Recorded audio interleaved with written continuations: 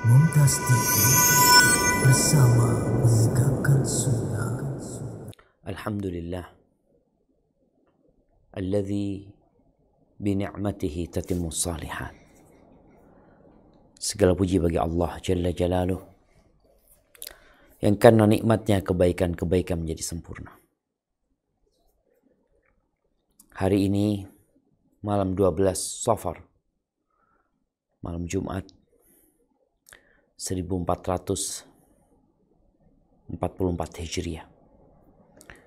Allah memperkenankan bagi kita untuk ngaji bareng, walaupun secara virtual. Ini takdir, dan ini karunia Allah Azza wa Jalla.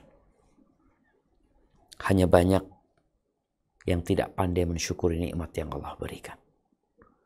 Semoga Allah membantu kita untuk senantiasa mengingatnya, bersyukur kepadanya, dan beribadah yang baik untuk Allah Jalla Jalaluh. Allahumma salli wa sallim ala abdika wa rasulika habibina wa sayyidina Muhammadin wa ala alihi wa ashabihi ajma'in. Amma ba'd. Jamaah rahimakumullah, tatkala bicara takdir, maka kita berbincang tentang salah satu rukun iman. Rukun iman yang 6 tidak dapat dipisahkan satu dengan lainnya. Itulah iman. Ketika Jibril menanyakan kepada Nabi alaihi salatu wassalam, akhbirni anil iman. Kabarkan kepada aku tentang keimanan. Maka Nabi alaihi salatu wassalam menyebutkan antu'mina billahi wa malaikatihi wa kutubihi wa rusulihi wal yaumil akhir wa tu'mina bil qadari khairihi wa syarrihi. Rukun iman yang ke-6 mengatakan engkau harus beriman dengan takdir yang baik dan yang buruk. Dan takdir ini sudah ditetapkan jauh-jauh hari sebelum bumi ini ada. Berapa tahun sebelum penciptaan bumi dan langit, Rasulullah SAW mengatakan, qabla khamsina alfi sana. 50.000 tahun sebelum bumi ini ada. Sebelum bintang-bintang itu diciptakan. Sebelum matahari diciptakan. Bahkan sebelum ada malaikat dan ada makhluk-makhluk yang lainnya. Allah menciptakan pena. Lalu Allah memerintahkan kepada pena untuk menulis. Uktub ma huwa kainun ila yaumil qiyamah. Tulis semua yang akan terjadi sampai hari kiamat. Hampir saja kajian ini nggak jadi. Ana lupa. Selepas maghrib tadi ana ngomong sama istri, insya Allah nggak ada kajian, ana ngomong. Subhanallah. Karena memang kayaknya teman-teman terlambat ngupload di IG. Ana buka IG story ya, ngeliat, loh ada kajian ternyata. Akhirnya Allah mudahkan ana untuk berada di hadapan antum semuanya. Itu pun sudah tertulis 50.000 tahun sebelum penciptaan langit dan bumi.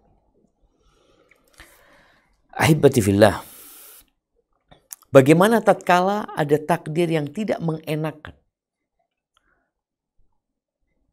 Menurut pandangan Allah semua itu indah. Dan tatkala kita berbincang tentang apa yang dilakukan Allah, kita tahu Allah itu Ar-Rahman, Allah itu Ar-Rahim, Allah itu Al-Malik, Al-Quddus, Allah itu punya Asma'ul Husna. Allah itu indah. Gak mungkin ada yang buruk.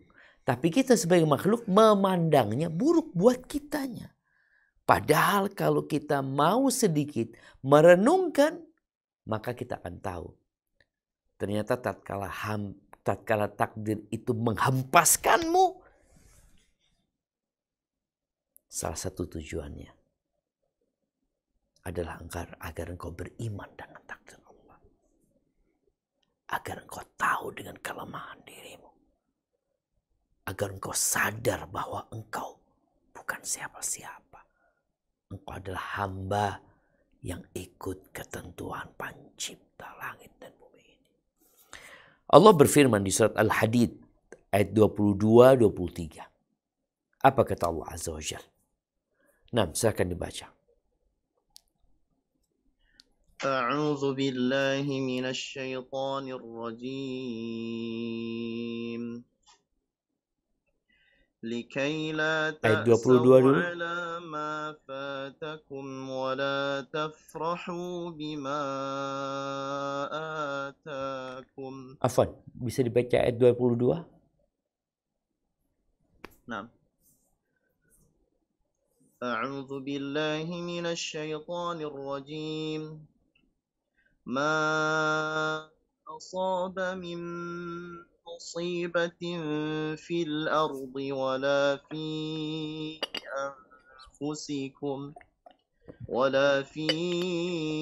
أنفسكم إلا في كتاب من قبل أن نبرأها إن ذلك على الله يسير. Artinya Ustaz? Nah. Nah, tiada suatu bencana pun yang menimpa di bumi dan tidak pula pada dirimu sendiri, melainkan telah tertulis dalam kitab Lauh Mahfuz sebelum kami menciptakannya. Sesungguhnya yang demikian itu adalah mudah bagi Allah. لكي لا تأسوا على ما فاتكم ولا تفرحوا بما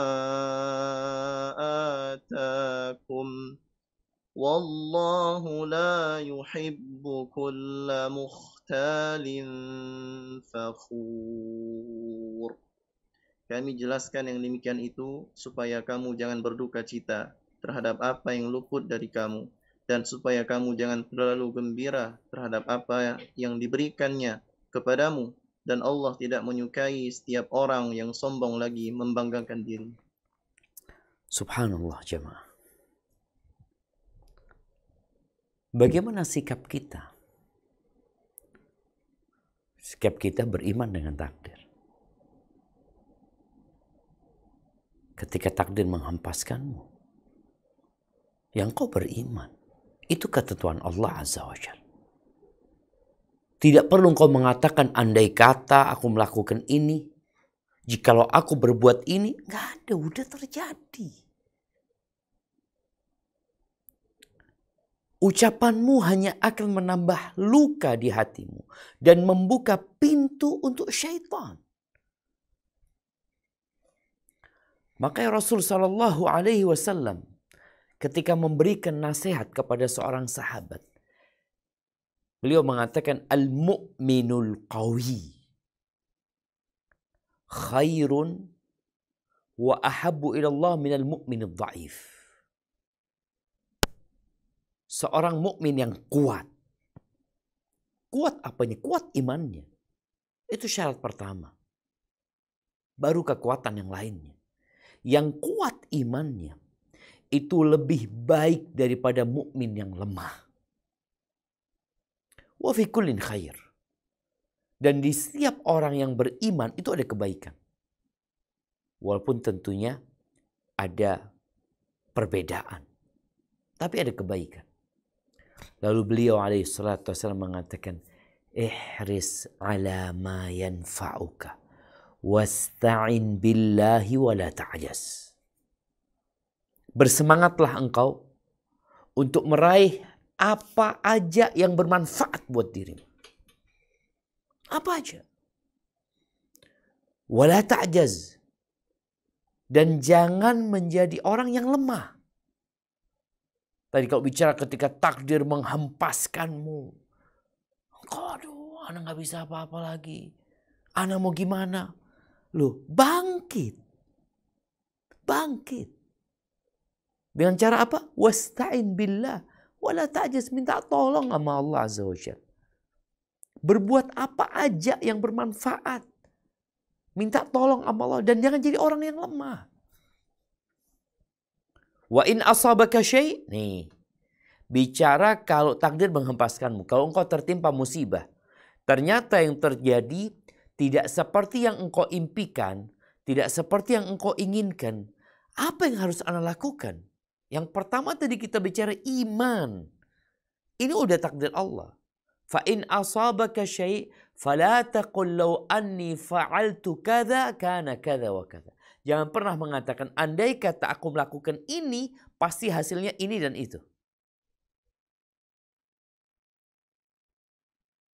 Hasilnya ini dan itu. Artinya engkau memprediksi. Andai kata hasilnya seperti enggak bisa. Jangan mengatakan lau. Walakin qul qadarullah wa ma syaa fa'al. Tapi katakan udah takdir Allah dan Allah berbuat apa yang Dia kehendaki. Maka iman, jemaah. Orang yang beriman dengan takdir hidupnya bahagia. Walaupun kondisinya susah. Kenapa? Karena dia tahu Allah itu Maha Pengasih dan Maha Penyayang. Maka yang selanjutnya engkau harus berbaik sangka sama Allah Azza wa Jalla. Masih ingat doanya Nabi Ayub? Bagaimana beliau mendapatkan takdir yang membuat anak-anaknya habis, hartanya ludes, bahkan fisiknya lemah, dikasih penyakit yang menjijikkan. Tapi apa kata beliau ketika berdoa mengatakan kepada Allah? Wa ayyuba idh nada rabbahu anni massani ad-dhurr wa anta arhamur rahimin. Tuh, berbaik sangka sama Allah. Dan ingat Ayub ketika dia berdoa menyeru Tuhannya mengatakan, sesungguhnya aku tertimpa penyakit, tertimpa sesuatu yang membahayakan, wa anta arhamur rahimin. Dan engkau adalah yang paling pengasih di antara yang mengasihi. Engkau yang paling pengasih. Ahibati fillah. Kita berbaik sangka sama Allah dan berburuk sangka sama siapa? Sama diri sendiri. Ketika engkau kenal sama Allah, nggak akan pernah engkau berburuk sangka sama Allah. Dan ketika engkau kenal sama dirimu, maka engkau akan tahu ternyata masalahnya di aku. Kita lebih sering nunjuk orang, padahal masalahnya di diri kita. Apa kata Allah Azza wa Jalla di surat An-Nisa ayat 79? Nah, coba dibaca. A'udzu billahi minasy syaithanir rajim. Ma asabaka min hasanatin faminallah wa ma asabaka min sayyi'atin famin nafsik wa arsalnaka lin-nasi rasula wa kafa billahi syahida. Apa saja nikmat yang kamu peroleh adalah dari Allah, dan apa saja bencana yang menimpamu maka dari kesalahan dirimu sendiri. Kami mengutusmu menjadi rasul kepada segenap manusia, dan cukuplah Allah menjadi saksi. Nah, faham? Bahwasanya bencana, musibah yang menimpa kita itu karena dosa-dosa kita. Oh, tapi Ana bukan pelaku dosa. Itu udah dosa. Engkau mengatakan itu pertanda engkau bermasalah. Allah sebutkan famin nafsi. Dan banyak yang Allah maafkan. Makanya kalau kita merenungkan ayat-ayat Allah yang lain yang berbicara tentang bencana, tentang petaka, tentang musibah, kita akan tahu bahwasanya ya Allah, Allah itu Maha Pengasih. Allah itu Maha Recording Penyayang. stopped. Andai kata tatkala kita berbuat dosa, yang terjadi itu seperti apa yang terjadi dengan Nabi Adam alaihissalam, selesai udah. Nabi Adam berbuat dosa satu ya, satu. Ketika beliau berbuat dosa, tahu-tahu pakaian beliau lepas semuanya. Jadi telanjang. Dan kalau kita berbuat dosa kemudian jadi telanjang, kita nggak akan pernah berpakaian. Tapi Allah banyak memaafkan kita. Apa kata Allah di surat Fatir ayat 45? Nah. A'udzu Recording in billahi progress. minasy syaithanir rajim. ولو يؤاخذ الله الناس بما كسبوا ما ترك على ظهرها من دابة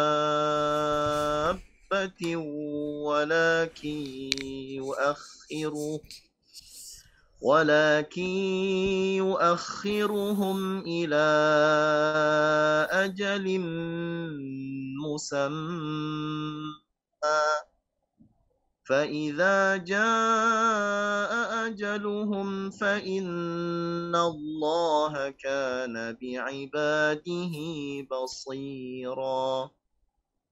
Dan kalau sekiranya Allah menyiksa manusia disebabkan usahanya, niscaya dia tidak akan meninggalkan di atas permukaan bumi suatu makhluk yang melata pun, akan tetapi Allah menangguhkan penyiksaan mereka sampai waktu yang tertentu. Maka apabila datang ajal mereka, maka sesungguhnya Allah adalah Maha melihat keadaan hamba-hambanya. Bayangin jemaah, nggak akan ada satupun makhluk yang melata di muka bumi. Kalau orang berbuat dosa lalu Allah berikan azab langsung. Tapi Allah masih kasih waktu sama manusia. Mungkin dia bertobat. Mungkin dia kembali kepada Allah Azza wa Jalla. Dia berbuat dosa di malam hari. Allah buka siang hari kedua tangannya menerima taubat mereka. Yang berbuat dosa di siang hari Allah buka kedua tangannya di malam hari bagi yang hendak bertobat kepada Allah Azza wa Jalla. Maka kita harus sadar bahwa musibah-musibah yang menimpa kita itu boleh jadi karena dosa kita. Dan Allah sedang ingin kita kembali kepada Allah Azza wa Jalla. Oleh karena itu dalam sebuah hadis disebutkan yang diriwayatkan oleh Imam At-Tirmidzi. Nabi alaihi salatu wasallam mengatakan, "Idza aradallahu bi'abdihi al-khair, ajjala lahu al-uqubata fid dunya." Apabila Allah menginginkan kebaikan buat hambanya, maka Allah Jalla Jalaluhu akan mensegerakan bagi dia hukuman di dunia. Wa idza arada bi'abdihi syarr, amsaka anhu bidzambihi hatta yuwafiyahu yaumal qiyamah. Namun apabila Allah ingin keburukan buat hambanya, dibiarkan dia berbuat dosa, tidak dikasih musibah, nggak dikasih sakit, nggak dikasih petaka, sampai kelak Allah kumpulkan semua hukuman buat dia pada hari kiamat. Jadi kalau bicara hukum dunia jamaah, bangkrut, terbakar, hilang, sakit, Allah Azza wa Jalla mengatakan kadzalikal azab wala azabul akhirati akbar law kanu ya'lamun. Itu azab dunia. Dan ketahuilah azab akhirat itu lebih besar. Sekarang milih mana kita? Kita sakit di dunia? Atau kita milih sembuh nyaman hidupnya, padahal kita banyak berbuat dosa, kita punya banyak kesalahan. Mau dikumpulin dosa-dosa kita di akhirat. Jadi kalau bicara bala, petaka, musibah, kadangkala pahit jamaah, tapi itu obat. Obat. Kalau kita bicara obat jamaah, banyak pasien itu yang nggak mau dikasih obat. Dia muntahkan karena pahit, nggak enak, ini dan itu. Padahal boleh jadi di situ ada kesembuhan untukmu. Rasulullah SAW mengatakan di dalam hadis riwayat Imam Tirmidzi, Inna 'idhamal jaza ma'a 'idhamil bala. Besarnya balasan itu sesuai dengan besarnya bala. Nggak sama orang yang sakit kepala dengan orang yang kena stroke. Nggak sama orang yang kehilangan motor, yang itu satu-satunya motor dia, dengan orang yang kehilangan mata pencaharian dia. Nggak sama. Jadi ketika engkau melihat ada orang yang lebih ringan balanya daripada dirimu, maka engkau harus tahu pahalanya beda. Dan semua sudah ditakar. Kata Nabi SAW, wa inna Allah azza wa jalla idza ahabba qauman ibtalahum. Allah kalau cinta sama satu kaum, Allah kasih bala sama mereka. Bukan dikasih rizki. Bukan diluaskan hartanya. Ditinggikan jabatannya, bukan. Allah kasih bala sama tuh orang. Kenapa orang ketika dikasih kemudahan hidupnya, dia itu lupa sama Allah. Dia merasa nyaman terus, tapi dikasih sakit dikit, aduh, anak rasakan ya. Anak beberapa hari ini sakit ya. Anak rasakan dari pinggang ke bawah itu nyeri-nyeri. Ingat sama siapa? Ingat sama Allah kita. Ya Allah, apalagi minum obat gak sembuh, ya Allah, gak ada yang bisa menyembuhkan kecuali Engkau. Ketika Allah cinta sama satu kaum, Allah kasih bala. Faman radhiya falahu ridha, barang siapa yang ridha dengan takdir Allah, maka Allah akan ridha sama dia. Wa man sakhita falahu sukhut. Yang murka, yang marah-marah, yang enggak terima, Allah akan murka sama dia. Hasan al-Basri rahimahullahu ta'ala, dia pernah mengatakan, la takrahul balayal waqi'ah. Kalian jangan membenci bala-bala yang sudah terjadi.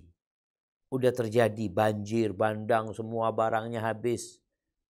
Kalian jangan membenci bala yang udah terjadi. Wan naqamatul hadithah, petaka-petaka yang udah turun. Kenapa? Fala rubba amrin takrahuhu fihi najatuka. Berapa banyak perkara-perkara yang engkau membencinya, padahal di situ ada keselamatan buat engkau. Wala rubba amrin tu'thiruhu fihi atabuka. Dan berapa banyak yang engkau menyukainya, tapi ternyata di situ ada kehancuran dan kebinasaan. Cerita tentang seorang raja yang memiliki teman duduk yang dekat ya. Dekat banget sama raja ini. Kemana-mana selalu berangkat sama raja. Dan raja ini selalu menyampaikan kalau ada apa-apa, asa an yakuna khairan. Mudah-mudahan jadi baiknya. Mudah-mudahan jadi baiknya. Suatu hari raja ini ngupas buah. Subhanallah, kena tangannya. Kena tangannya dan parah. Luka atau sampai putus tangannya itu. Lalu teman dekatnya mengatakan, asa an yakuna khairan. Mudah-mudahan jadi baiknya. Marah raja ini. Dia perintahkan sipir dia masukkan dia penjara. Sambil ketawa-ketawa dia, asa an yakuna khairan, mudah-mudahan jadi baiknya. Ya udah, dia di penjara. Raja dulu kan suka berburu ini itu. Berburulah raja. Berburu, terpisah dari rombongan, dia ditangkap oleh orang-orang di hutan. Ternyata orang di hutan sedang membuat persembahan. Mereka menangkap raja ini mau dijadikan tumbal.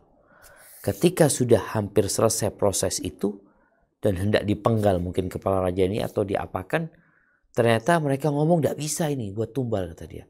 Kenapa? Karena cacat jarinya. Akhirnya dilepas ya. Ketika pulang raja ini ngomong sama sipirnya, keluarkan yang namanya Fulan, kawanku itu, kata dia. Cerita raja ini. Gara-gara dia tadi luka atau bahkan terputuskan salah satu jarinya, dia selamat. Jadi ini ada baiknya, bayangkan. Terus raja tanya, apa kebaikan yang kau dapatkan dengan engkau di penjara? Kata dia, alhamdulillah, aku nggak dikorbankan sama mereka. Bukankah engkau tahu aku selalu bersamamu kemana-mana pergi? Kalau aku tetap bersamamu, engkau nggak penjara aku, ya udah, mungkin aku yang akan dikorbankan. Subhanallah, jemaah. Maka Hasan Basri mengatakan, jangan benci, jangan marah dengan musibah yang udah terjadi. Kita nggak ingin musibah menimpa kita. Tapi tatkala tadi takdir menghempaskanmu, ya udah kau terima. Mau diapain? Diterima. Karena udah terjadi.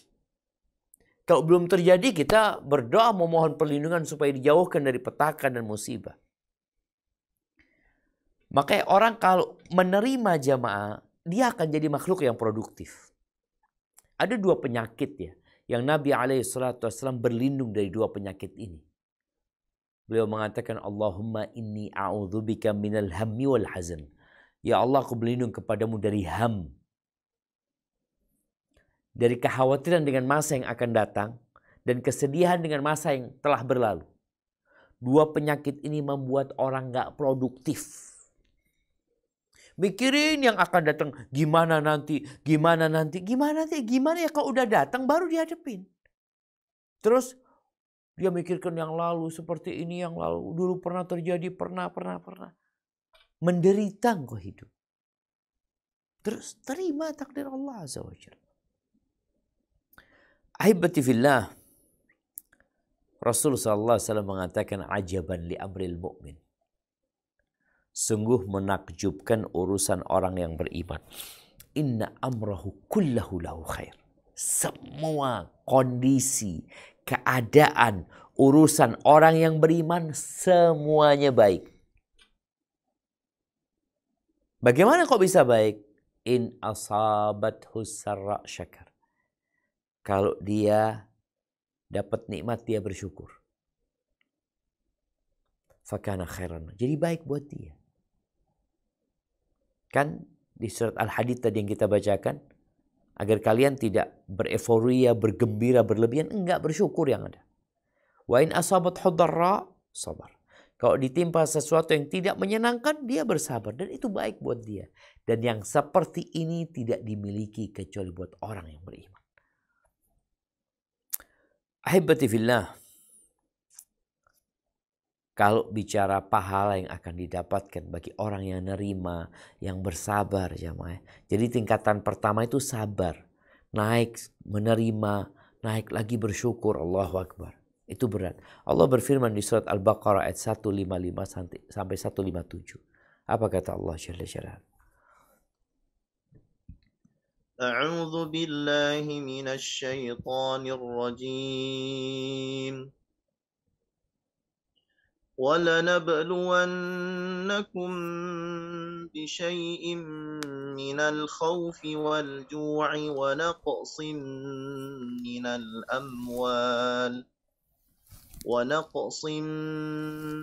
الْأَمْوَالِ وَالْأَنفُسِ وَالثَّمَرَاتِ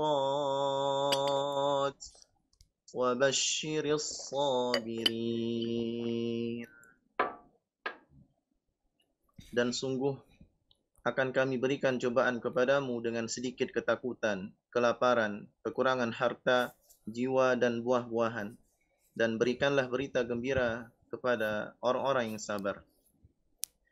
Alladzina idza asabathum musibatun قالوا إنا لله وإنا إليه إليه راجعون. Yaitu orang-orang yang apabila ditimpa musibah mereka mengucapkan inna lillahi wa inna ilaihi raji'un. Sesungguhnya kami milik Allah dan kepadanya lah kami kembali. Ulaika alaihim salawatun min rabbihim wa rahmah wa ulaika humul muhtadun. Mereka itulah yang mendapat keberkahan yang sempurna dan rahmat dari Tuhan mereka, dan mereka itulah orang-orang yang mendapat petunjuk. Allahu Akbar jamaah. Yakin nggak kita milik Allah Azza wa Jalla? Sehingga kita mengatakan inna lillah. Sesungguhnya kami milik Allah Azza wa Jalla. Wa inna ilaihi raji'un. Kami ini sedang perjalanan menuju kepada Allah Azza wa Jalla. Kita bakal balik. Maka bicara musibah sebesar apapun yang menimpamu di dunia ini, seburuk apapun takdir yang menyebabkanmu tidak berdaya, bentar lagi tinggal. Melihat orang yang pada kena kanker. Kanker stadium 4 ini, bentar lagi pergi. Pergi 1, 2, 3 ya Allah ya, kalau kita berangkat ke rumah sakit. Kanker. Berangkat tuh orang-orang jamaah. Selesai penyakitnya, habis. Dia akan pindah kepada kehidupan yang baru. Itu tabiat kehidupan dunia. Sehingga kita perlu sabar. Ummu Salamah radhiyallahu ta'ala anha dalam hadis riwayatkan Imam Muslim.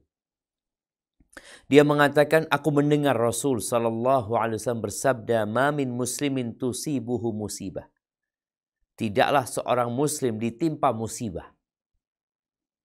Fayaqul ma amarallah, kemudian dia mengatakan sesuai perintah Allah, apa yang dia katakan, inna lillahi wa inna ilaihi raji'un.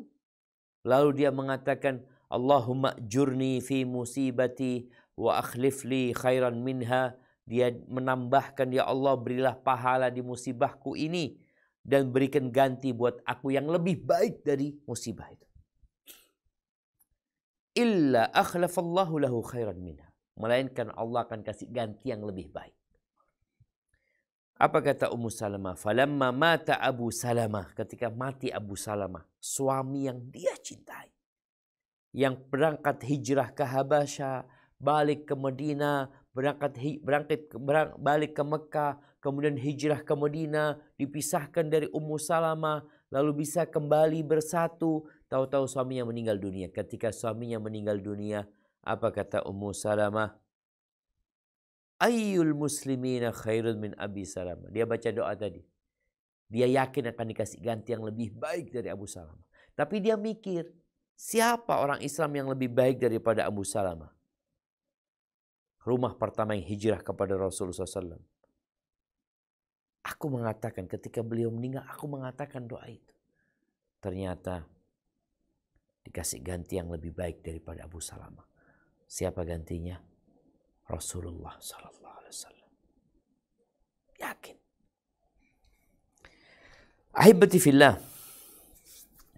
Al-Imam Ibnul Qayyim rahimahullahu ta'ala dalam kitabnya Zadul Ma'ad.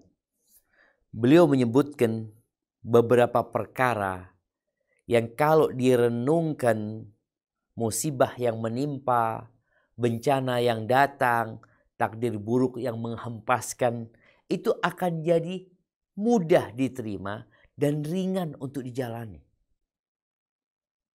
Ini terapi. Terapi supaya tatkala kita terkena musibah atau tatkala kita punya kawan yang terkena musibah, bagaimana kita menerapi dia supaya musibahnya itu jadi ringan.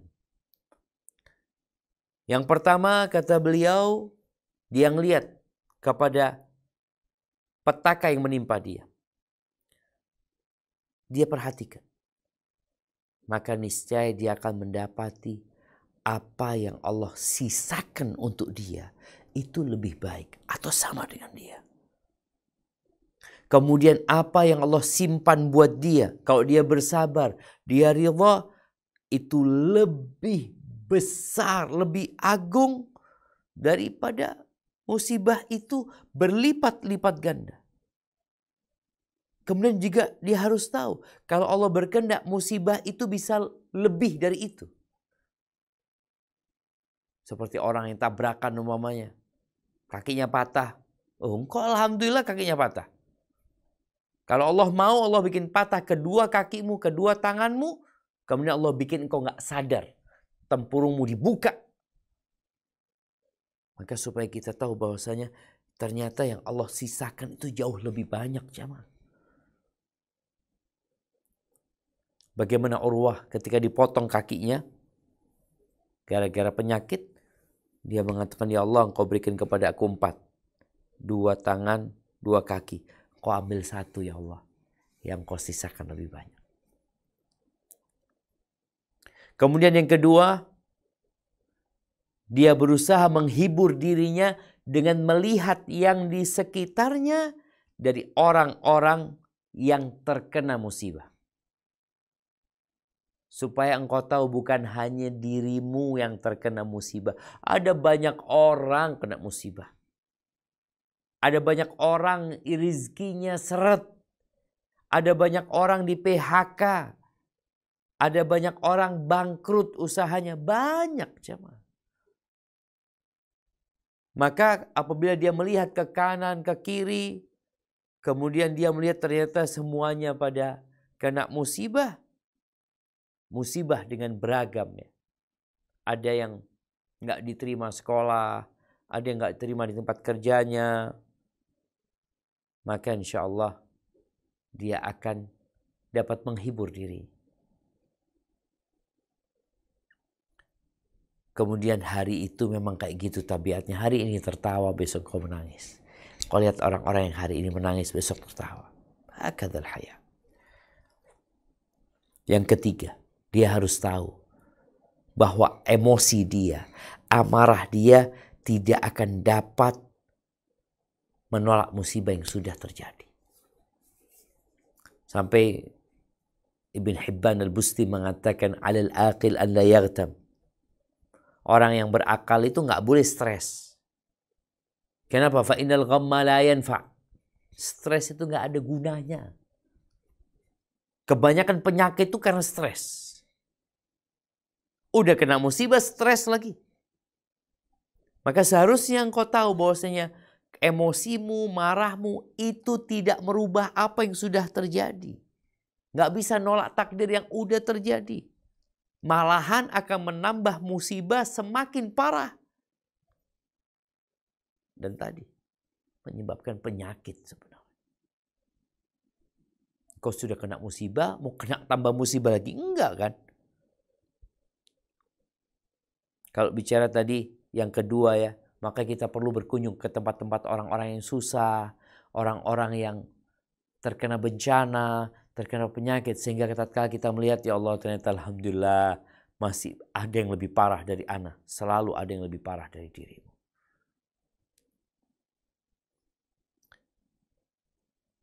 Kemudian yang keempat, hendaklah dia tahu kehilangan pahala sabar. Kehilangan pahala sabar. Kehilangan pahala menerima. Apa pahalanya? Pahalanya Allah bersolawat kepada orang yang sabar. Allah memberikan rahmat. Allah memberikan petunjuk.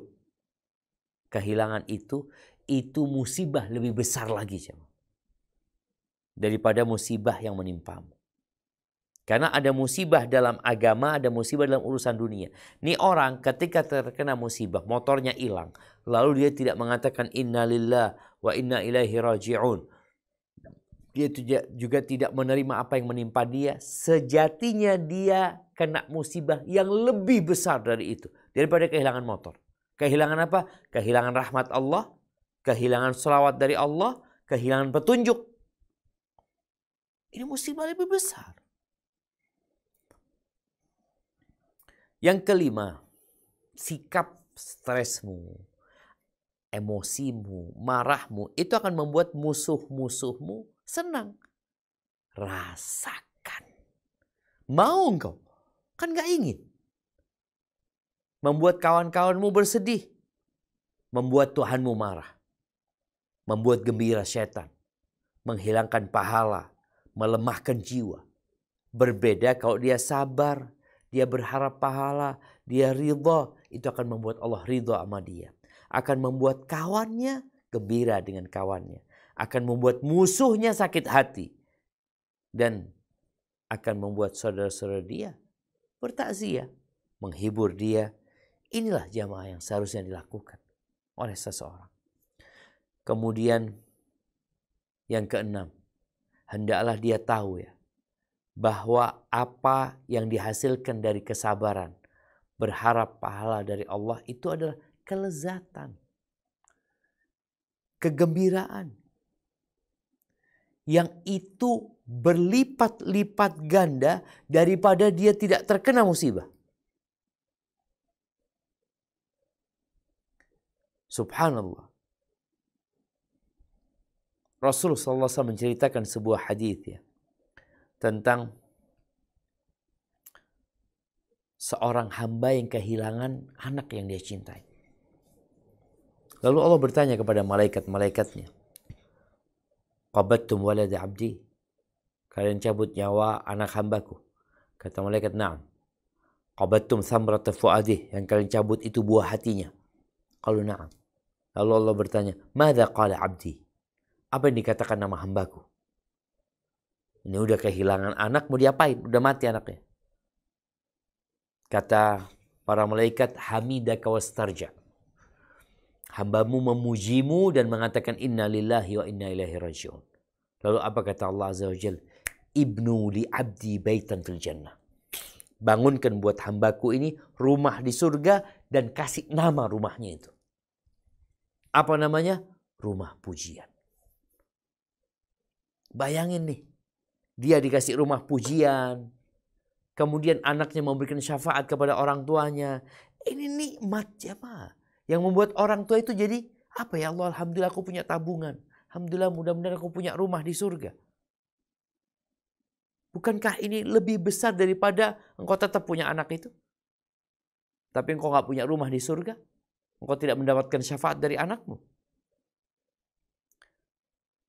Makanya orang-orang yang hidupnya senang jamaah. Ketika di hari kiamat melihat pembagian pahala kepada orang-orang yang hidupnya penuh dengan bencana. Kata Nabi SAW, yawaddu nasun yawmal qiyamah. Anna juludahum kanat tuqrat bil maqarid fid dunya. Ada orang-orang yang pada hari kiamat dia kepingin kulit mereka itu digunting-gunting dengan besi ketika di dunia. Kenapa? Tatkala mereka melihat pahala Allah, pahala yang Allah berikan kepada orang-orang yang terkena musibah. Kata sebagian salaf mengatakan, laula masaibud dunya lawaratnal qiyamah mafalis. Kalau bukan karena musibah-musibah dunia ini, mungkin kita pada hari kiamat akan jadi orang-orang yang bangkrut. Musibah ini menghapuskan dosa, mengangkat derajat, membuat kita jadi ingat sama Allah Azza wa Jal, membuat kita semakin banyak istighfarnya.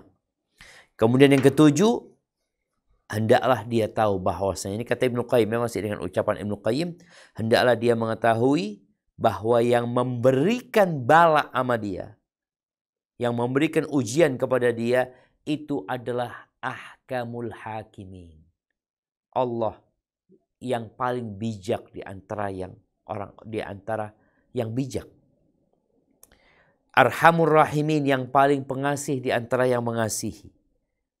Dan ketahuilah bahwasanya Allah tidaklah mengirimkan bala untuk membinasakan dia, atau untuk mengazab dia, atau untuk menghancurkan dia. Tapi dia kirim bala karena tujuannya untuk melihat dia mau sabar apa enggak. Dia ridha apa enggak. Allah kepingin dengar doa-doa dia. Allah ingin melihat dia sujud. Allah ingin melihat dia bermunajat. Memohon kepada Allah, ingin melihat Dia berlepas diri dari semua kekuatan. Dia berlepas diri dari semua gantungan dan sandaran kecuali kepada Allah. Kemudian dia memohon kepada Allah Azza wa Jalla. Yang kedelapan, andai kata nggak kena musibah, manusia ini jemaah sakit atau apalah musibah yang menimpa dia, maka manusia akan ditimpa penyakit yang menakutkan. Apa? Akan ditimpa sombong, ujub, kayak Fir'aun. Hatinya keras, yang itu akan menjadi penghancur dan pembinasa dia di dunia dan di akhirat. Maka di antara bentuk rahmat Allah, Allah memperhatikan kita dalam waktu-waktu tertentu dengan memberikan obat tadi, bentuknya musibah, yang itu akan menyelamatkan dirimu dari penyakit-penyakit yang buruk tadi. Sombong, angkuh, congkak. Dikasih sakit, hilang congkaknya. Untuk menjaga kebenaran penghambaan dia kepada Allah Azza wa Jalla. Musibah itu detox juga. Detox ya racun-racun yang ada di tubuh. Soalnya kalau enggak, engkau akan binasa dengan tadi, dengan sifat-sifat dan karakter-karakter Fir'aun, Qarun. Maka subhanallah, maha suci Allah yang dengan balaknya dia mengasihi. Yang dengan cobaannya dia memberikan nikmat sebenarnya. Kemudian sejatinya kata Ibnu Qayyim, pahit dunia ini adalah manis akhirat. Di mana seorang yang merasakan susah di dunia, berjuang di dunia, ya sejatinya dia akan meninggalkan semua kebaikan itu menuju kepada kenikmatan akhirat. Dan Rasul SAW mengatakan surga itu dikelilingi dengan hal-hal yang dibenci sama jiwa, sedangkan neraka itu dikelilingi dengan hal-hal yang disukai oleh syahwat manusia. Jadi pahit kesusahan ini ya memang jalannya kayak gini menuju ke surga Allah Azza wa Jalla. Tinggal bagaimana engkau menata hatimu. Barakallahu fiik. Mungkin itu yang dapat kita kaji pada kesempatan kali ini. InsyaAllah dengan penjelasan Ibnu Qayyim itu kita dapat menerima musibah, bencana yang menimpa kita, bahwa dalam semua itu ada kebaikan. Anda kembalikan ke moderator untuk memimpin jalannya tanya jawab. Barakallahu fikum. Nah, tafadhol.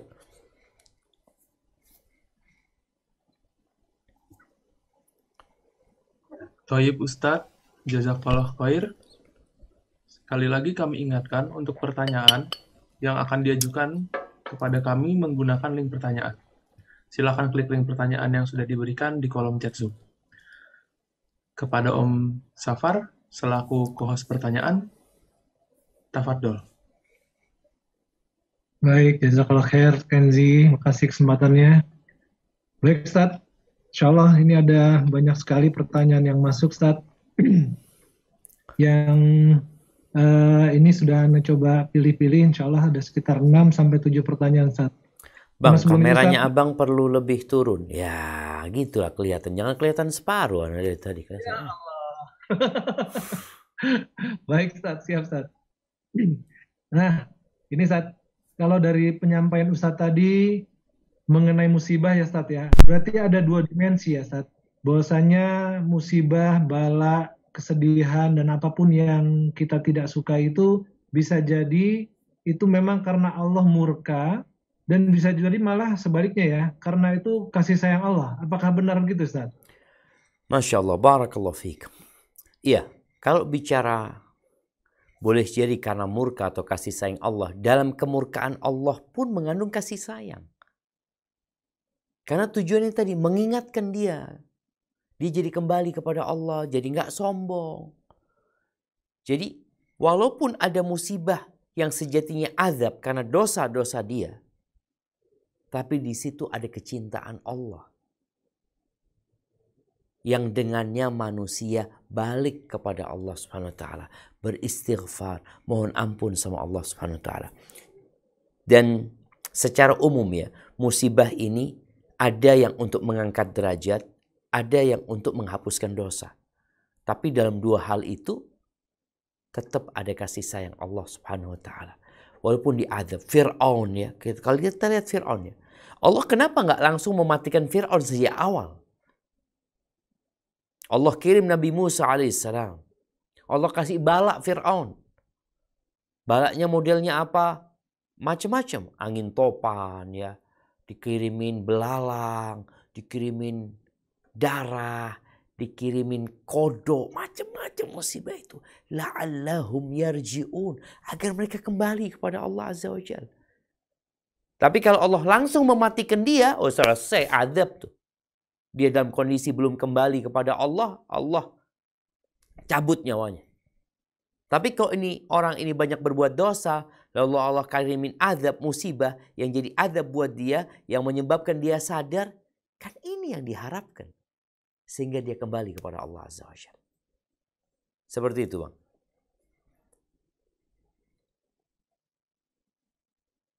Masya Allah, Ustaz. Berarti apapun itu tetap lebih besar kasih sayang Allah, Ustaz ya, dimensinya, Ustaz ya. Allahu Akbar. Allah itu Ar-Rahman, Selanjutnya, Ar-Rahim. pertanyaannya, Nah, baik, Ustaz. Apakah kita bisa mengubah takdir? Dan bagaimana kita menyikapi perubahan takdir tadi? Apakah dengan doa, apakah dengan ikhtiar, Ustaz? Apakah memang kita hanya bisa menerima apa adanya saja, Ustaz? Mohon nasihatnya, Ustaz. Masya Allah, barakallah fiik. Ya ahibati fillah, kalau bicara takdir, takdir itu rahasia Allah Azza wa Jalla. Kita baru tahu kalau itu takdir kita setelah terjadi. Apakah kita tahu takdir kita sakit? Kan nggak tahu kita. Setelah sakit kita tahu. Apakah kita takdir kita akan kehilangan anak kita yang kita cintai? Kita nggak tahu. Setelah terjadi baru kita katakan qadarullah. Udah takdirnya kayak gini. Tugas kita apa? Sebelum takdir itu terjadi dan kita tidak tahu karena itu rahasia ilahi. Tugas kita berdoa, tugas kita berusaha. Memang di hadis disebutkan la yaruddul qadha illa du'a. Tidak ada yang dapat menolak takdir kecuali doa. Ya sudah kita banyak doa. Minta sama Allah SWT.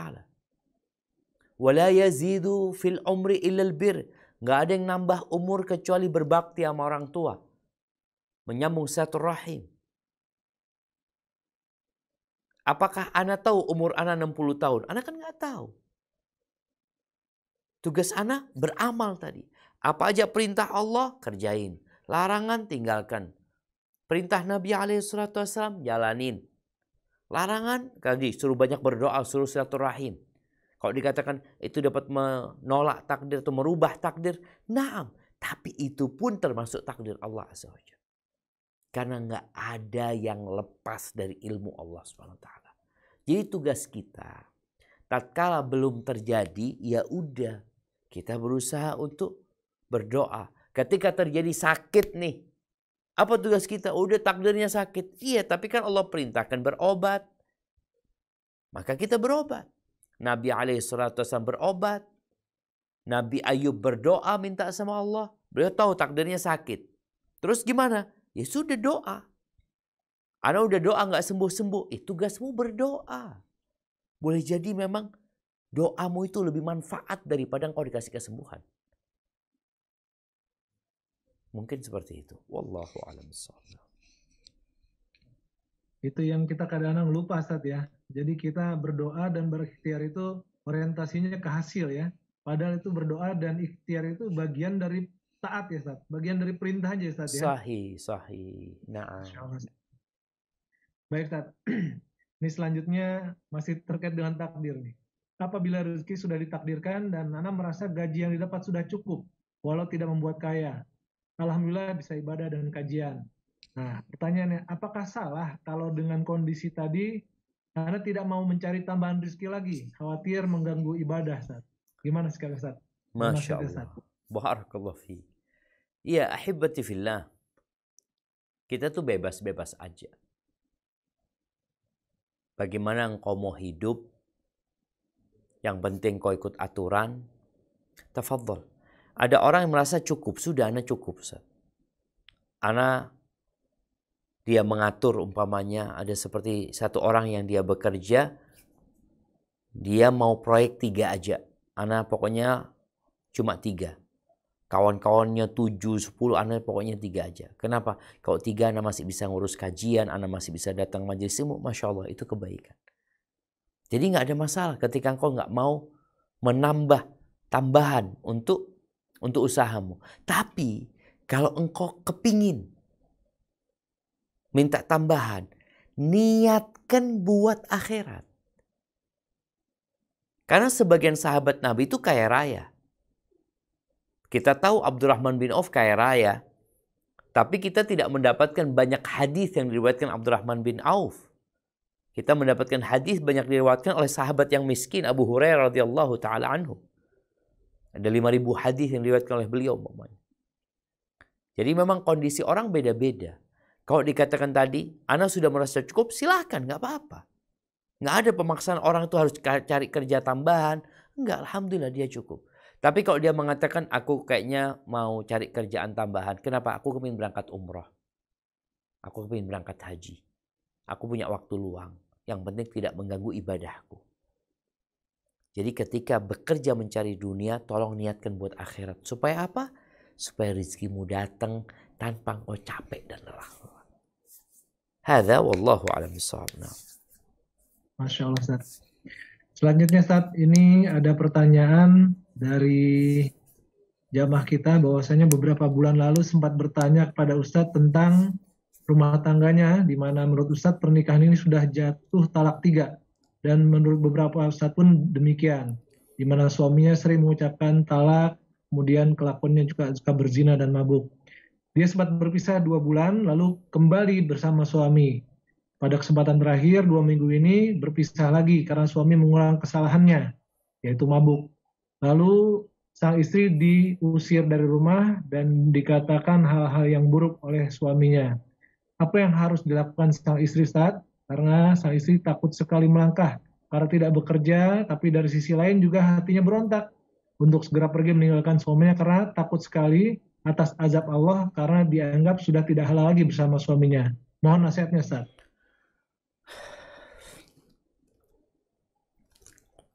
Jamaah rahimakumullah. Kita perlu belajar ya.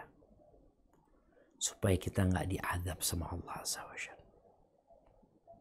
Kalau pertanyaan itu sudah diajukan sebelumnya. Dan disampaikan sudah jatuh talak 3. Nggak boleh balik. Sudah sempat berpisah 2 bulan. Nggak boleh balik.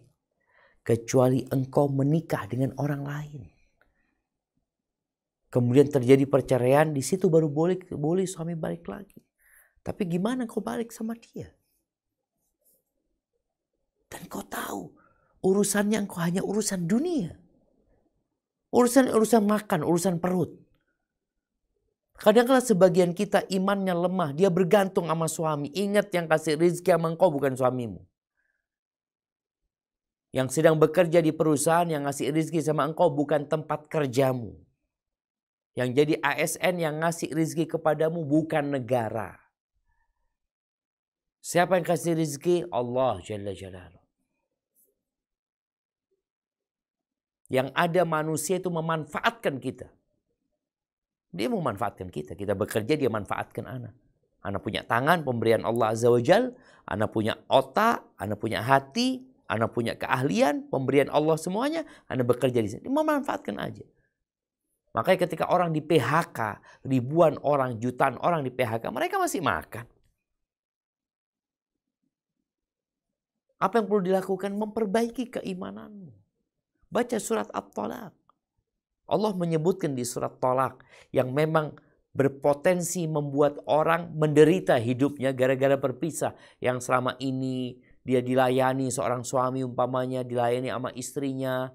Atau sebaliknya seorang istri yang selama ini dikasih nafkah sama suaminya. Tahu-tahu mereka harus berpisah. Istri bingung mau kemana. Mau kemana? Menuju kepada Allah Azza wa Jalla. Sebelum engkau menikah, siapa yang kasih rezeki sama engkau? Orang tua anak, Allah yang kasih rezeki. Setelah kau menikah, siapa yang kasih rezeki? Tetap Allah.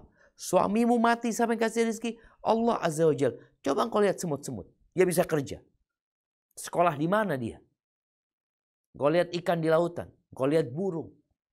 Kau lihat kucing. Sekolah di mana dia? Siapa yang kasih rezeki? Wa ma min dabbatin fil ardi illa 'ala Allahi rizquha. Allah yang kasih rezeki. Ditanggung sebelum kau lahir. Maka Allah katakan wa man yattaqillaha yaj'al lahu makhrajan. Barang siapa bertakwa kepada Allah, Allah akan kasih solusi. Wa yarzuqhu min haitsu la yahtasib. Dan Allah akan kasih rizki dari arah yang tidak disangka-sangka. Siapa yang menjamin? Allah Azza wa Jalla. Wa man yatawakkal 'ala Allah fahuwa hasbuh. Barang siapa yang menyerahkan semuanya kepada Allah, Allah yang akan mencukupi dia. Allah cukupi dia. Innallaha balighu amrih. Qad ja'alallahu likulli syai'in qadra. Pasti Allah akan menyampaikan urusannya. Semua sudah Allah takdirkan. Jadi seperti itu nasihat ana, engkau segera berpisah sama suami, terus bagaimana hidupmu? Kau kembali kepada Allah Azza wa Jalla. Allah akan kasih rezeki. Kalaupun kau harus susah, ya mungkin itu perjalanan untuk menghapuskan dosa-dosamu. Itu detox penyakit-penyakit yang ada di dirimu supaya engkau terangkat derajatnya. Hadza wallahu a'lam bissawab. Masya Allah Ustaz. Kita memang kadang khawatir dengan urusan dunia sampai harus mengorbankan urusan akhirat jadi Ustaz ya. Sahih. Selanjutnya Ustaz, Nah, masih berkaitan dengan Al-Baqarah 155 dan 157 tadi mengenai orang yang ditimpa musibah lalu dia mengucapkan istirja Ustaz. Ada yang di kajian disebutkan bahwasanya hal ini berlaku apabila dilakukan pada saat pertama kali dia merasakan musibah tadi, Ustaz. Nah, kadang-kadang kita begitu dengar musibah, begitu merasakan musibah atau ditimpa musibah, kita mungkin punya respon yang nggak langsung mengucapkan innalillahi wa inna ilaihi rajiun. Nah, kalau hal seperti ini bagaimana, Ustaz? Maksudnya kita pada saat terima kabar atau terima musibah, dia mungkin bilang, aduh kenapa begini, kenapa begitu gitu ya. Tapi kemudian beberapa saat kemudian baru dia sadar, dia mengucapkan innalillahi wa inna ilaihi rajiun. Apakah masih berlaku yang di 157 bagi orang seperti tadi, Ustaz? Masya Allah. Barakallahu fiik. Ahibati fillah. Iya. Nabi alaihi salatu wassalam mengatakan innama sabru inda sadmatil ula. Kesabaran itu ketika hempasan pertama. Jadi yang menunjukkan kekuatan iman seseorang itu tatkala dia terkena musibah, bagaimana sikap dia. Tapi ada kondisi manusia yang imannya lemah yang perlu diingatkan. Engkau katakan innalillahi wa inna ilaihi rajiun, sabar engkau. Ada yang menghibur dia, kemudian dia bersabar. Apakah dia tetap akan mendapatkan pahala? Pahala itu sesuai dengan kondisi masing-masing orang. Yang sempurna tentunya yang sejak awal dia langsung menerima. Setelah itu ya kondisinya tadi. Ada yang 2 hari baru nerima. Ada yang sebulan. Karena udah terbiasa dia dengan musibah tersebut. Makanya kenapa kita disuruh takziah, menghibur orang itu, menguatkan keimanan orang itu. Ada memang kondisi orang yang belum nerima. Kita katakan, engkau bertakwalah kepada Allah. Allah itu maha pengasih, maha penyayang. Baru dia sadar, iya ya. Inna lillahi wa inna ilaihi rajiun. Akhirnya ada masa tenggang dia itu tidak sabar. Maka di situ tentunya dia akan mendapatkan sesuai dengan ketangguhan dia atau besarnya kesabaran dia. Kalau dikatakan mendapatkan rahmat, insya Allah tetap mendapatkan rahmat. Tapi sebanyak apa, itu Allah yang tahu. Karena memang dia tidak sabar ketika hempasan pertama. Dia masih perlu hiburan, dikasih wejangan, dikasih mau'idhah hasanah, baru dia bisa menerima. Tapi intinya, semua akan mendapatkan balasan sesuai dengan amalan dia. Sesuai dengan kesabaran dia tadi. Hadza wallahu a'lam bissawab. Nah. Baik, Ustaz. Selanjutnya, Ustaz, bagaimana sikap kita terhadap kondisi di mana teman kita ingin masuk kerja, tapi dia diminta untuk membayar sogok.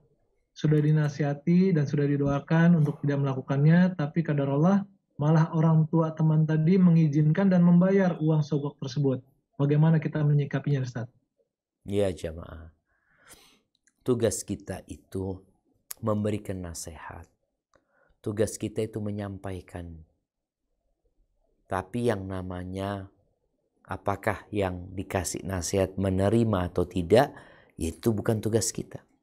Bagaimana Nabi SAW memberikan nasihat, berdakwah kepada orang-orang Quraisy, ditolak.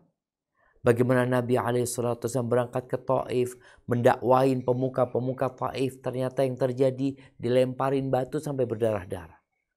Kalau bagaimana sikap kita, ya kita mendakwain dia. Ketika dia nggak mau, ya udah, tugas kita selesai. Apakah kita boikot dia, kita nggak perlu berkawan sama dia? Jangan dulu.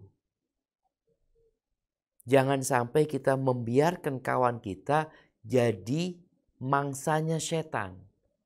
Ada kondisi orang jamaah yang kalau kita boikot dia, kita tinggalin dia, dia cari kita. Dia insya Allah bisa lebih baik. Dia sadar dengan kesalahan dia. Itu terjadi di beberapa manusia. Tapi ada orang yang kalau ditinggalin malah dia akan jadi mangsanya setan. Maka antum lihat, kawanmu ini termasuk tipikal yang mana? Kalau ditinggal, oh dia semakin senang ditinggalin Ustaz. Gak ada yang ngajak ke masjid lagi, dia bebas. Berarti kita harus dekat sama dia. Berkaitan dengan urusan suap dia, ya udah itu tanggungannya dia yang akan menanggung dosanya. Karena kita sudah memberikan nasihat. Ahibati fillah, ada kondisi orang tuh terpaksa menyogok, mengambil haknya. Tapi kalau bicara kerja itu bukan hakmu, ada 10 orang, siapapun boleh diterima. Tapi kalau dikatakan anak punya hak, nggak dikasihkan sama siapa, sama fulan, kecuali anak bayar. Ya sudah mau gimana lagi? Ketika ada cara lain maka gunakan cara lain. Tapi ketika nggak mungkin, baru kita sogok. Tapi kalau ini enggak, sogok buat kuliah, sogok buat tadi melamar kerja, engkau nggak punya hak. Lamaran kerja itu terbuka buat 1000 orang boleh daftar. Terus siapa yang bayar diterima, ya itu nyogok berarti engkau. Mungkin seharusnya engkau nggak diterima, tapi karena engkau bayar duit, engkau diterima. Padahal ada yang lebih pantas diterima sebenarnya. Hada wallahu a'lam bishawab. Baik, Ustaz. Berarti tadi sogok tadi kalau kita punya hak, sementara hak kita tidak diberikan kecuali membayar, itu bukan sogok berarti malah Ustaz ya, malah ancaman Ustaz ya, pemaksaan berarti Ustaz ya. Pemaksaan itu, makanya dosanya yang ngambil duit itu gitu. Masya Allah. Jadi bedanya di situ Ustaz ya. Nah, baik Ustaz. Selanjutnya mengenai amalan sedekah yang dilakukan secara sembunyi dan atas nama orang lain. Apakah amalan itu akan tercatat di buku amalan orang yang kita tujukan tadi? Apakah jika melakukan sedekah dengan uang pribadi dan atas nama orang lain tadi, kita juga akan mendapatkan pahala yang sama? Dan apakah orang tersebut akan mengetahui bahwasanya kita telah melakukan sedekah atas nama dia? Masya Mohon Allah. nasihat Ustaz. Barakallahu fiik. Iya, ahibati fillah. Kalau bicara bersedekah atas nama orang lain, insya Allah apa yang kita sedekahkan akan dicatat dalam catatan kebaikan dia. Apakah kita yang bersedekah juga akan dapat pahala? Insya Allah tetap engkau akan mendapatkan pahala. Sesuai, jadi pahala itu sesuai nanti. Karena engkau yang memberi tapi diniatkan buat fulan ya. Engkau yang keluar duit, engkau tetap akan dapat pahala. Kalau dikatakan apakah fulan akan tahu dengan pahala yang bukan pahala, akan tahu dengan orang yang bersedekah. Allah akan kasih tahu. Oleh karena itu nanti pada hari kiamat ya, bagaimana ada orang tua yang dikasih derajat yang tinggi ya, padahal dia tahu dengan amalan dia, maka dia bertanya, ya Rabbi anna li hadza, wahai Rabbku, aku kok bisa dapat kayak gini dari mana gitu, ceritanya ya apa? Maka dikatakan bistighfari waladika laka, karena istighfar anakmu untukmu. Tentunya semua butuh keikhlasan. Jadi kalau tadi yang bersedekah itu ikhlas lillahi ta'ala, kan dia memang nggak berharap pujian, nggak berharap sanjungan, mau orang itu tahu nggak tahu, yang penting anak dapat balasan dari Allah Azza wa Jalla. Sehingga yang diniatkan untuk fulan dapat pahala, dia pun akan tetap mendapatkan pahala. Cuma bagaimana perhitungannya, wallahu a'lam bishawab. Nah. Baik, Ustaz. Selanjutnya ada beberapa pertanyaan yang terkait dengan kondisi keluarga, Ustaz. Bagaimana intinya menyikapi takdir di mana keluarga yang dia dapatkan, baik itu suami, ada istrinya, ada anaknya, bahkan mertuanya, yang kondisinya tidak sesuai yang diharapkan.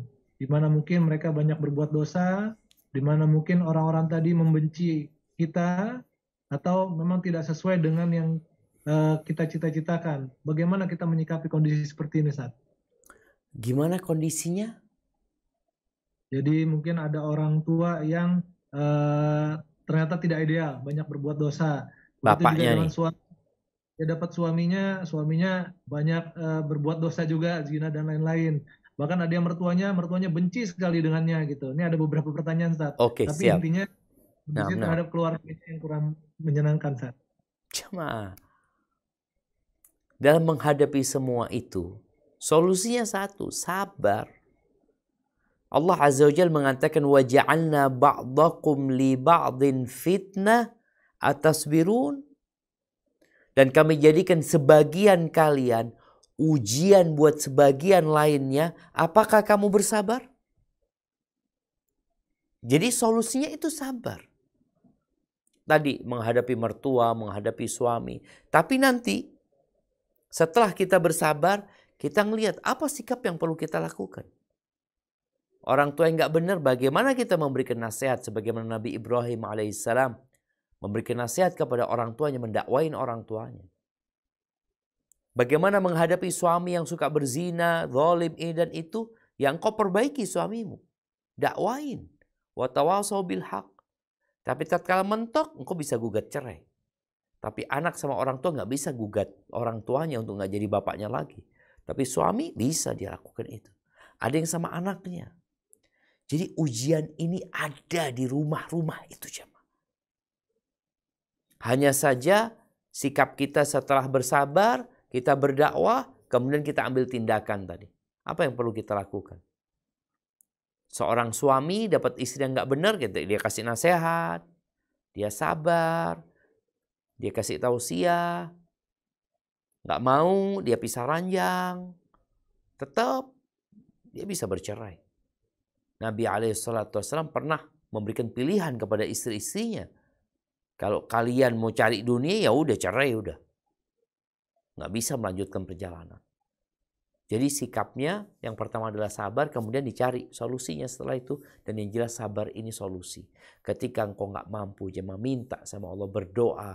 Doakan bapakmu, doakan suamimu, doakan anak-anakmu. Karena kita tahu kekuatan doa ini sangat dahsyat sekali. Barakallahu fikna. Baik, Ustaz. Selanjutnya, Ustaz. Ada jamaah yang suaminya sudah meninggal setahun yang lalu. Kemudian dia dan anaknya sering meniat kebaikan dan mengatakan, wah kalau ada apa-apa nanti kita bisa begini. Pertanyaannya, Ustaz, apakah kalimat kalau dalam konteks ini diperbolehkan, Ustaz? Dan bolehkah sesekali menangis ketika mengingat kebaikan almarhum? Mohon penjelasannya, Ustaz. Barakallahu fiik. Nah, ahibati fillah. Kalau untuk sesuatu yang sudah berlalu, itu sejatinya hanya akan membuka luka. Kalau ada ayah pasti kayak gini, akhirnya sedih, nangis lagi. Makanya udah katakan udah nggak ada ayah, udah nggak ada. Ketika ingat sama ayah, doakan ayahnya. Kebanyakan kita jamaah itu sedih kehilangan orang tua karena kita kehilangan nikmat dari keberadaan mereka. Jadi kita menangis sebenarnya untuk kepentingan kita. Pernah ada orang tua ketika dia sakit parah, anaknya, keluarganya pada nangis semua. Akhirnya tanya ini, kalian nangis kenapa? Ya kita sedih, kita akan ditinggalkan sama engkau. Engkau adalah yang memberikan nafkah kepada kami ini itu. Ayahnya ngomong, oh Jadi kalian ini menangisi untuk diri kalian. Kalian nggak menangisi gimana ayah di kuburan nanti. Bagaimana ayah menghadapi mungkar dan nakir. Bagaimana dosa-dosa ayah yang banyak. Kalian menangisi untuk diri kalian sendiri. Dan kebanyakan seperti itu. Kalau dikatakan tadi ingat sama yang meninggal dunia. Ingat apa? Tadi manfaat dari bapaknya. Gara-gara bapak nggak ada, kita nggak dapat manfaat ini. Dia bukan menangis, ya Allah kasihan ayah sendirian di sana. Lalu dia mendoakan ayahnya. Kasihan ibu di sana ya. Ya apa kondisi ibu ya. Jadi bukan memikirkan kondisi kita kalau ditinggal ibu. Tapi memikirkan bagaimana kondisi ibu, kondisi orang tua kita. Tatkala mereka pergi meninggalkan kita dan berada di alam barzakh sana. Jadi ucapan lau itu hanya membuka pintu setan. Dan itu menunjukkan ya kita duniawi. Tapi kalau engkau mengingatkan, Masya Allah ya ayah kita dulu biasa kayak gini. Mengingat kebaikan mereka. Itu gak ada masalah. Kalau mereka memang orang-orang soleh. Tinggal di situ bagaimana kita mendoakan mereka.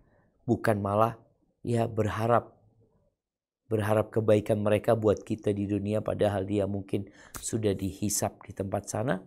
Di alam barzakh sana dengan kondisi yang menakutkan. Hadza wallahu a'lam bishawab. Baik, Ustaz. Selanjutnya, ini ada jamaah kita yang sudah berikhtiar untuk mengobati ibunya yang divonis kanker stadium 4 ke beberapa rumah sakit. Namun dia pernah juga mengikuti saran untuk datang ke seseorang dokter, di mana pada akhirnya disadari bahwasanya yang dilakukan dokter ini ada beberapa hal yang tidak sesuai syar'i. Berdasarkan yang dilakukan, misalnya dia bisa mendeteksi dengan tangannya, atau dia tidak bisa praktek pada saat si dokter ini sedang haid, dan hal-hal lain gitu ya. Nah, sehingga indikasinya nih ada indikasi kesyirikan, Ustaz. Sementara sekarang ibunya ini sudah meninggal. Nah, bagaimana yang harus kita lakukan pada saat kita mulai menyadari yang kita lakukan kemarin itu hal-hal yang memang berbau kesyirikan, sementara sekarang orang yang kita obati itu juga sekarang sudah meninggal, Ustaz. Mohon nasihat, Ustaz. Barakallahu fikum. Ya, kalau mungkin tadi dikatakan dia dokter sebenarnya. Tapi kalau ternyata dia mendeteksi sesuatu dengan tangan. Soalnya tangan dia bisa ya, orang dipegang tangannya, perutnya dipegang, ketahuan dia sakitnya apa. Tapi kalau memang ditakutkan orang itu menggunakan jin ini dan itu, dan kita nggak tahu pada waktu itu, maka semoga Allah mengampuni. Maka tugas anaknya bagaimana mendoakan orang tuanya agar Allah mengampuni dia. Dan dia juga berdoa untuk dirinya karena dia yang membawa ibunya ke tempat itu gitu, ke dokter itu. Dan biasanya orang kalau sakit itu jamaah, yang dia cari adalah kesembuhan dengan cara apapun. Makanya berangkat ke tempat-tempat yang klinik, yang berbau kesyirikan, dia lakukan. Dia lupa bahwasanya yang memberikan kesembuhan itu Allah Rabbul Alamin. Maka tugas kita untuk sesuatu yang sudah berlalu, kita memohon ampun kepada Allah untuk diri kita dan mendoakan orang tua kita. Itu yang bisa dilakukan. Hadza wallahu a'lam bishawab. Nah, Bang, kayaknya kita perlu ke pertanyaan terakhir. Mungkin 2 pertanyaan lagi, Bang. Baik, Ustaz. Pertanyaan saat tadi yang doa yang dibaca Ummu Salamah ketika terkena musibah, innalillahi wa inna ilaihi raji'un, dan Allahumma ajurni fi musibati wa akhlifi khairan minha, dibaca pada saat apa saja, Ustaz? Apakah pada saat mendapat musibah saja, atau pada saat kondisi-kondisi ketakutan, atau ada kondisi-kondisi lain, Ustaz? Masya Allah, barakallahu fikum. Yang jelas doanya itu ketika terkena musibah. Idza asabathum musibah. Kalau terkena musibah. Kalau ketakutan dengan sesuatu yang belum tentu terjadi, itu kan hanya kekhawatiran. Tapi tatkala musibah itu menimpa dia dan benar terjadi, maka dia katakan innalillah wa inna ilaihi raji'un. Jadi kita membacanya memang tatkala kita menerima musibah dan musibah itu sudah menimpa kita. Kalau belum, ya kita berdoa memohon kepada Allah supaya tidak terjadi. Tapi kalau sudah terjadi, maka kita memohon kepada Allah agar kita dikasih pahala dan dikasih ganti sama Allah SWT. Hadza wallahu a'lam bissawab. Nah. Baik, Ustaz. Pertanyaan terakhir, Ustaz. Mohon nasihatnya, Ustaz. Bagaimana agar bisa qanaah menghadapi kondisi sekarang ini, di mana banyak kenaikan harga dan segala macam kebutuhan hidup? Apakah jika mengeluh merupakan ciri-ciri penghuni neraka, Ustaz? Mohon nasihatnya, Ustaz. Jamaah rahimakumullah. Iya, kalau bicara mengeluh, manusia itu suka mengeluh. Makanya kata Allah Azza wa Jalla, innal insana khuliqa halu'a. Sesungguhnya manusia itu diciptakan dalam kondisi suka berkeluh kesah. Jadi kalau bicara kemanusiaan, ada sifat-sifat buruk. Idza massahu syarru jazua. Kalau ditimpa sesuatu yang tidak menyenangkan, maka dia jadi emosi, nggak nerima, nggak sabar. Wa idza massahul khairu manua. Kalau dikasih nikmat pelit. Kecuali illal musallin. Kecuali orang-orang sholat, yang sholatnya selalu sholat, yang selalu berbagi sama orang lain, yang beriman dengan hari akhir ya. Jadi kalau bicara berkeluh kesah, ada keluh kesah mungkin yang boleh. Keluh kesah itu gimana ya? Cari solusi. Tapi tanpa menyalahkan Allah Subhanahu wa ta'ala. Makanya kalau kita ingat ya Allah, gimana ya Allah ya masalahnya ini? Bagaimana cara menghadapinya? Itu berkeluh kesah sama Allah. Tapi kalau sama orang, nggak ada masalah kita cari orang yang mungkin bisa kasih nasihat kita. Kita sampaikan gimana ya, Ana di PHK. Apa yang harus Ana lakukan? Nah, minta solusi sama orang. Tapi kalau hanya berkeluh kesah aja, tidak menerima takdir Allah Azza wa Jal, terus menyalah-nyalahkan Allah. Kadang-kala kita kok bisa ya Ana yang kena musibah ya? Kenapa kok kayak gini? Kenapa fulan? Padahal fulan nggak pernah sholat ini itu. Kok dia nggak kena musibah? Kok Ana yang kena musibah? Itu akhirnya jadi bencana buat dia. Katakan innalillah ketika tahu harga barang naik. Innalillah wa inna ilaihi raji'un. Karena kita tahu berdampak. Ana merasakan bagaimana ketika isi Pertamina Deck, Allahu Akbar, banyak banget fulus yang dikeluarin seperti itu. Tapi kita yakin ya Bang, Allah sudah menakar rezekimu. Allah menakar rezeki kita. Mungkin gaji kita tetap, tapi bicara rezeki, gaji kita bukan hanya rezeki kita bukan hanya digaji. Ada rezeki dari arah yang tidak disangka-sangka. Maka tatkala engkau mendapatkan musibah, mendapatkan tadi harga-harga yang melambung naik, yang kau berpikir ini akan menyusahkanmu, kau ingat sama firman Allah. Wa man yattaqillah yaj'al lahu makhrajan. Barang siapa bertakwa kepada Allah, pasti Allah kasih solusi. Siapa yang kasih solusi? Allah Rabbul Alamin. Wa yarzuqhu min haitsu la yahtasib. Dan Allah akan kasih rezeki dari arah yang tidak disangka-sangka. Saatnya kita menunggu rezeki dari arah yang tidak disangka-sangka. Dari mana lah, yang penting kita bertakwa kepada Allah Azza wa Jalla. Itu jamaah yang dapat Anda sampaikan, kurang lebihnya mohon maaf. Anda kembalikan ke moderator. Jazakumullahu khairan.